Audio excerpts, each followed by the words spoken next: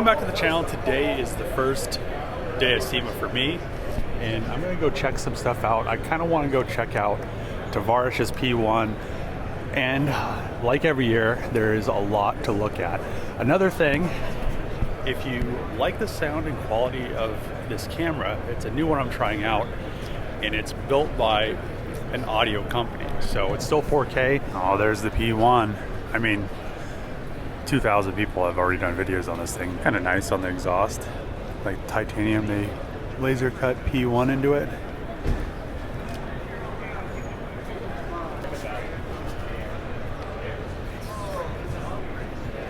It's interesting how the factory does the carbon fiber weave, how big it is. The hardest thing about doing carbon fiber weave is this kind of stuff right here. It's the one thing I always hate when I'm doing it, especially like bumpers. I do like the gold calipers, all the little gold accents. One thing I've been seeing a lot of on social media is this new uni clutch, and I think I'm actually going to try one of these out on the V70R, just because it's so difficult to find clutches that are for strange applications. If you're going to swap something, and it seems like the technology that they've come up with is really awesome, because what you can do is you get this assembly right here, and then this has splines, and you just pick which input shaft you need, and this will bolt directly to any flywheel or flex plate. And then they have a calculator to make sure that you have it at the correct height. Also have a bunch of different styles. So what we have here is, this is like the street, and I think this is like the mid, and then we have like a race, and we have an off-road, and they have different sizes and different torque capacity and horsepower, and this is all a single unit. So you don't even take this apart. You can get this like this, and you don't have to assemble anything. All you have to do is bolt this to a flywheel or flex plate, put in the correct spline adapter, and then you pretty much go, and you put in the right shims. It's a real simple option. One thing that we're going to see more and more of at Sema is EV conversions. It seems like everybody wants to convert their gas engines, their diesel engines, and turn them into fully EV cars, which to me isn't the way to go, but to each their own. I believe this car right here is completely EV because it's at Legacy EV's booth. It's kind of cool what they did. They pulled the windshield, they cut a bunch of stuff. It kind of looks cool. Everybody's going to convert all these cars to fully EV, and then later on down the road, they're going to be like, I don't know why I did that.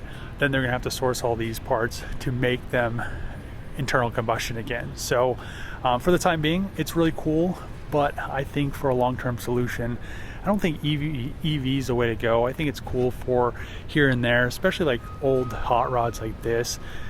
I don't think EV is the way to go on them. They're quiet, they're cool, you know, it makes them a lot more reliable, but at the end of the day, does it really make them as cool as they would be with a nice loud V8 with a supercharger on it?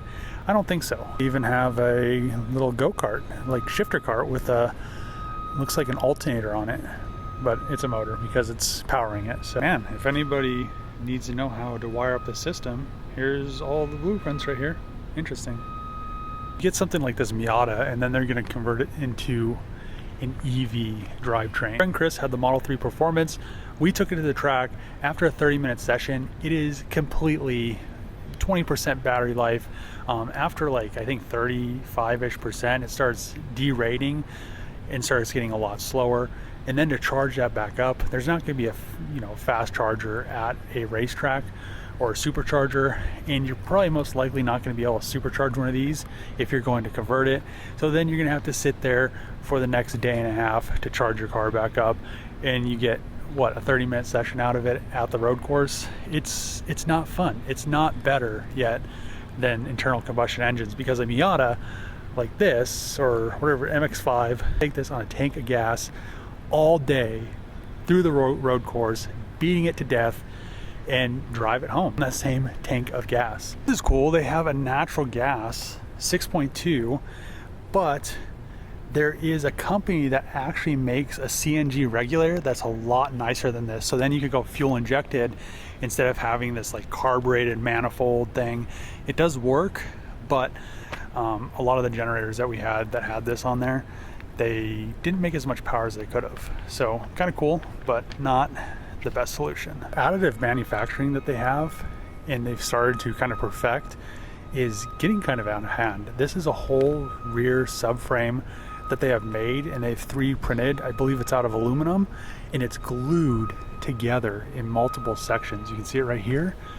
But this thing weighs 93 pounds. That's crazy for what you're getting. And they're also using, it looks like they're probably using AI to then make this as efficient as it could be. But look at all this. The 3D printing of aluminum, titanium, stainless steel is going to get better and better. And you're going to see, once the printers start to get bigger and bigger, that you can print this all as one piece instead of having it multiple glued together pieces.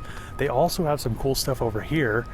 I think everybody's probably seen this brake caliper right here. That is also the knuckle. This thing is awesome. You can see that's all AI kind of CAD, so it's as light as it possibly can be. And I think they also have vents and ducts in this somehow that cool the brakes as well, which is also crazy. They did it with this case right here. This looks really cool. I really like how this came out right here, all this honeycomb pattern. And then they have the same thing going on with all the bracing. Look at this, the bosses for where the screw, where things bolt down.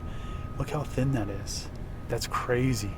And then over here they did a wheel center for a carbon fiber barrel, and this comes in, what is it, 9 pounds for this? And then a carbon fiber barrel probably weighs like another 4 pounds.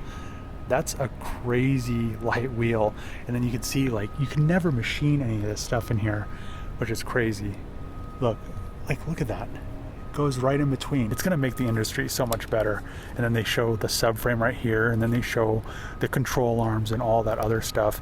And I can't wait till this stuff starts to get better and better, because it's gonna get there. And it looks like they almost did it with this bike frame right here. Look at this. Imagine if you worked at this place and you're just like, oh yeah, I'm just gonna we're just gonna make a subframe today. Over at Willowwood, and I just noticed, I wonder if this is what they're going to on the two-piece rotors. The hat is held in by a huge snap ring now. This is the first time I've ever seen this.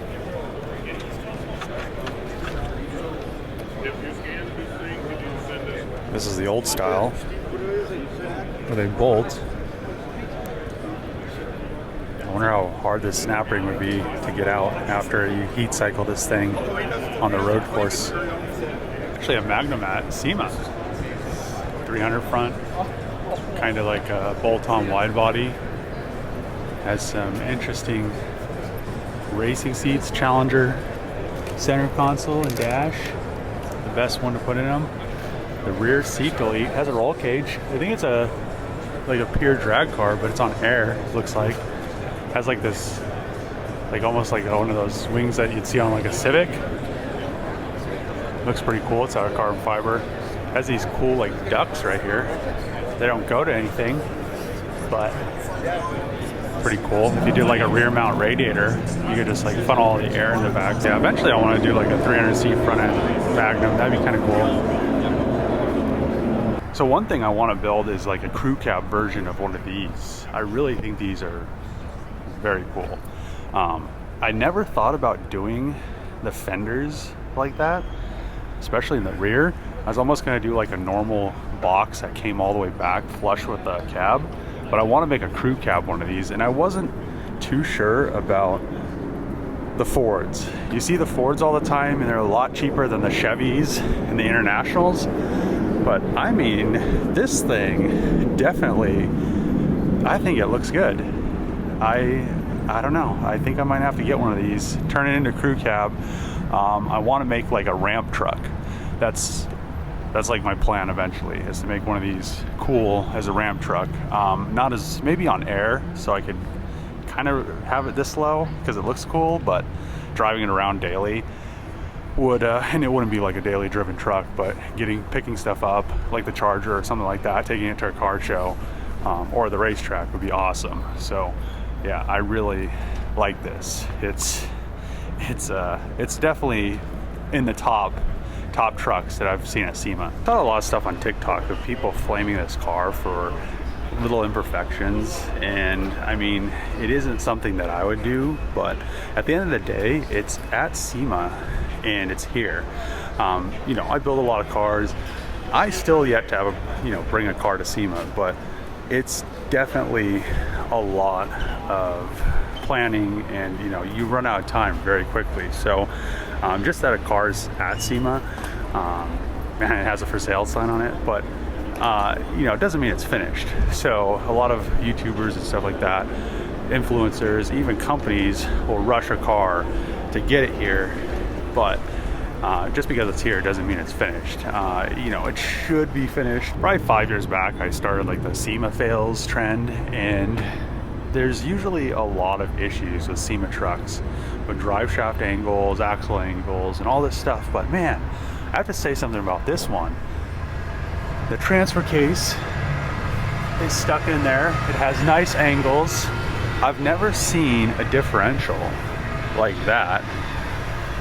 I have never seen this before. It's kind of cool. It's kind of weird how the pinion goes in there. I'm not exactly sure. It must, the pinion must, yeah, the ring gear's going this way, but the pinion's going. Another thing I think is really cool is these big rubber seals right here. Look at that. Keeps all of the debris out of there. And usually I don't do like truck stuff, but I mean, man, this thing looks like it's set up pretty good. I think this is probably the best lifted truck at Sema. I mean, this one right here isn't bad either. It's lifted. It still has good drive shaft angles. I also kind of like how this exhaust comes out right here instead of going all the way back. They probably do that so it's not in the way of the suspension, but I almost think Ford should start doing that on these Super Duties. It almost looks like it has a Hellcat swap in it. It has a Hellcat front brakes. I wonder if this is a body swap car. It doesn't really say much about it around here, but I like the color of the wheels. I like how the wheels are dished in the back. This is like another thing I kind of want to build. Full carbon fiber cars are getting out of hand. I mean, this Porsche right here, full carbon. And look at that. I really like the purple accents. I wonder if it's like a wet layup over the metal or if it's actually full carbon. That's one thing I have noticed at Sema and I've seen online is people lay carbon over the sheet metal and then they just add and add and add resin and then sand it down to make it smooth. I doubt that's what's going on here because it is a Porsche, but yeah, this thing, it even has, I like those seats. Those almost remind me of the Alfa Romeo Quadrifoglio seats. They just don't have all the airbag stuff in them. I kind of would like to sit in there. Man, and then I really like the floor mats too. This thing is nice. And then we have dry carbon for the dash, so it's not as glossy, so it's not gonna put a bunch of glare on the windshield when the sun hits it. The one bad thing about carbon fiber, and if you've never worked with it before, is they only make sheets of it so wide. See, if you look at the bumper weave going to the hood weave, it really doesn't translate into the fenders, but I mean, just that is very difficult to do. I'm guessing that's why they did it. So it had this V, the weave is going this way and that way. So it just kind of is really uniform. And then doing a bumper in carbon is super stressful. Having to work with that stuff quite a few times. It's just crazy how stressful it gets, especially if you're doing like vacuum infusion. The billet parts for 2Js and RB26s, RB25s, etc. I've never seen a billet 2J front cover, and now they have all these billet valve covers. I mean, everything is really getting really nice manufacturing. Before it was just you'd buy something or you'd recoat those factory valve covers, then you'd have to weld in a bung, catch can. I mean, everything is so clean. Or press in a bung. We've done that a few times on 2Js, but this just looks a lot cleaner. It probably has a lot better flow. Then they have billet 2J. Dart has a billet 2J block. They also have a new cast Dart block. The RB26 is always going to hold very near to my heart. I mean, this thing, I love RBs over 2Js. They just look so much better. And then they have all these billet covers now, so you don't have to find Skyline covers for RB26s because they're getting out of hand price-wise. The one thing I'm not too big of a fan is brown interior on a blue car. I really think Tavares had the perfect combination on Supra. The caramel interior on blue cars is where it's at, but I do like this color blue. I love blue on Nissans. I actually love blue in general, or the drone illuminators and the exhaust. You can see that. I wonder how this thing sounds. And this thing is carbon fiber. You can't even tell. This thing is carbon fiber. I can't even, man. You can actually see it when you look down the side of it now. It must have like a mid coat on it or something to make it blue. Now they have a carbon fiber Greddy intake manifold for an RB26 to get rid of my polished cast one that I have, the Greddy one for my RB26, and just get a carbon fiber one. This is crazy. Look how it's manufactured. It looks like it's actually, it almost looks like it's two pieces glued together. That's weird. I wonder if it's glued or if it's just like a press fit. It has to have an O-ring or something in there. It's the one thing I don't understand with companies coming out with EV conversions. I guess I do understand it, but you get an EV conversion and they put an electric drive unit on the front of a manual transmission. But for what reason? It doesn't make sense. You're just adding something to a transmission so you can shift it manually when you don't even need to. It's just better to just put a drive unit in the rear, have a lot better weight balance. Another thing is this battery pack looks like it's pretty high up there. I mean, it's going to be a lot different weight distribution than a car with an engine. I would like to see the weight balance numbers on this thing. I guess they said it just drove in here. It actually hasn't street driven. The mirror down here, you can see the little drive unit connected to the transmission. They actually have like a full billet transmission under there, which is crazy. The one thing, it just would make more sense to just have that drive unit, use a Tesla drive unit, put it in the rear, make a subframe where it just all bolts together. This car is cool, but I don't really think that just full EV is where the industry is going. I think that's where they think they're going, but I think at the end of the day, hybrids are going to make a huge comeback in the next few years, just because it makes more sense to have either a generator engine, then you have an electric drive unit, and that generator powers the batteries or charges the batteries, and then you're going to use that electricity to power the drive unit. This, I think, is going to be, a thing of the past, just fully electric cars. I wonder if this is another battery pack in the back. So you have a battery pack in the front, you have a battery pack in the back. It's not very, I don't know. It's hard to tell what's going on here. It looks like it's the battery pack back here, and then it's another battery pack up here.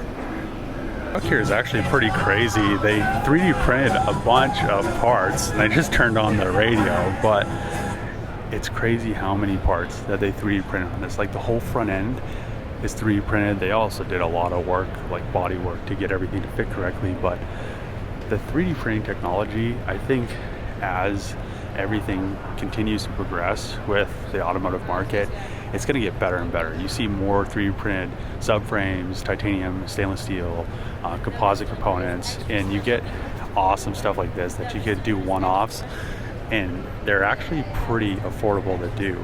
This thing looks awesome. So Holley has a bunch of new products, and the one thing that they came out with I think is really cool. They said that they're going to do a few revisions of this to make it a little bit more compact with the wiring, maybe have a plug or something on the side. But this sensor detects your fuel level, your coolant level, your oil level, and as you can see right here, as you pull this up, the fuel level is changing. So this, I think a lot of people are getting confused. This board in the bottom is just so the level changes. It's not even part of the sensor.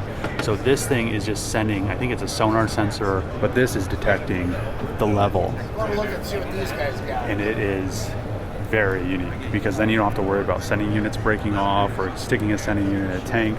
You literally just can bolt this thing right here and just you're good. You're good to go. You don't have to worry about stuffing in the fuel level sending unit and worrying about it like pinching the contacts and then the fuel gauge not working correctly, or if you go to a drift event and you break off your sending unit off your fuel pump like I did on the Magnum.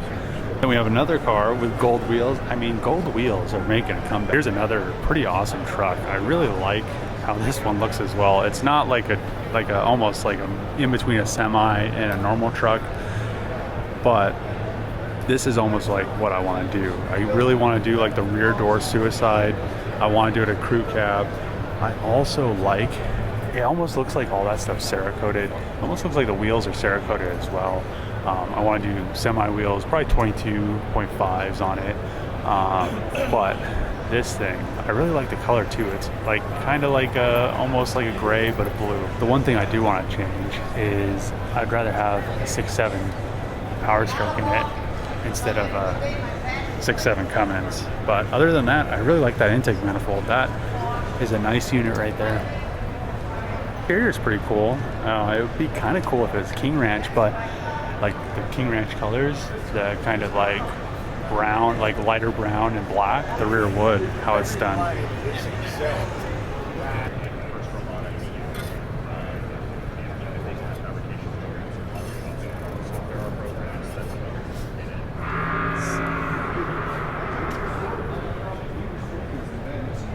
Ooh, yes.